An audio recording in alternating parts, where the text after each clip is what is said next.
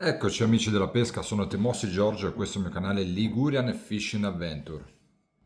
Siamo d'estate, mare sempre calmo, caldo, nessuna condizione meteo particolare e acqua quasi sempre trasparente. Condizioni perfette quindi per sperimentare. Quanti di voi amici della pesca sono cresciuti con i video di Mario Molinari o Francesco Casini? Lo scriva anche nei commenti. Una tecnica che questi due grandi campioni, tutti italiani, facevano vedere spesso era la pesca in inglese. Tecnica di pesca che prevede l'utilizzo del caratteristico galleggiante in inglese, chiamato volgarmente da noi pescatori penna. Galleggiante con una forma che ricorda tantissimo quello utilizzato dall'iconico cartone animato Sanpei.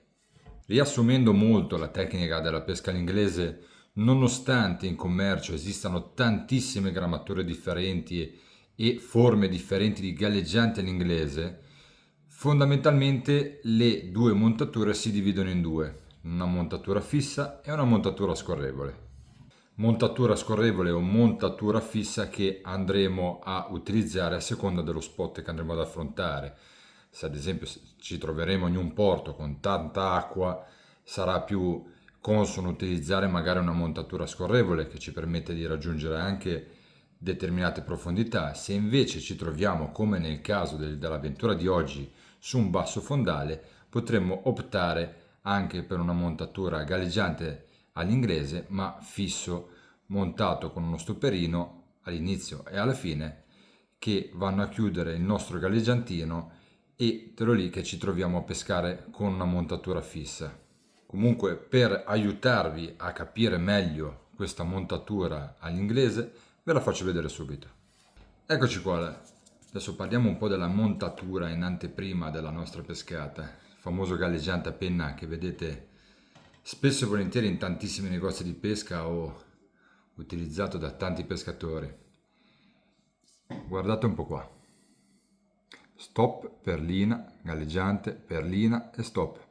Le due perline servono a far da ammortizzatore per la battuta del galleggiante, dopodiché questo galleggiante qua nel particolare è un 3 più 1, quindi per pescare molto molto leggeri con i piombini 0,9 grammi, 0,10 grammi,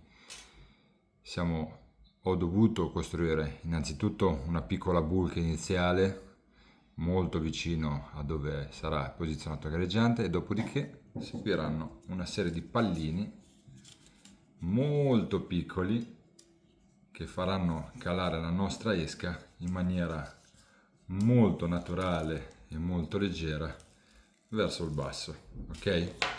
Niente di difficile, niente di diverso da una qualsiasi montatura con un galleggiante fisso, ma quest'oggi avevo voglia di pescare all'inglese, sperimentare, ripassare un po' questa tecnica meravigliosa, perché quando ci troviamo a pescare in una situazione dove andrò io oggi o dove vi troverete spesso e volentieri in estate, cioè acqua calma, trasparente, in assenza di vento, vedere una pennina che ci passa davanti con la sua delicatezza e improvvisamente sparisce è una cosa meravigliosa.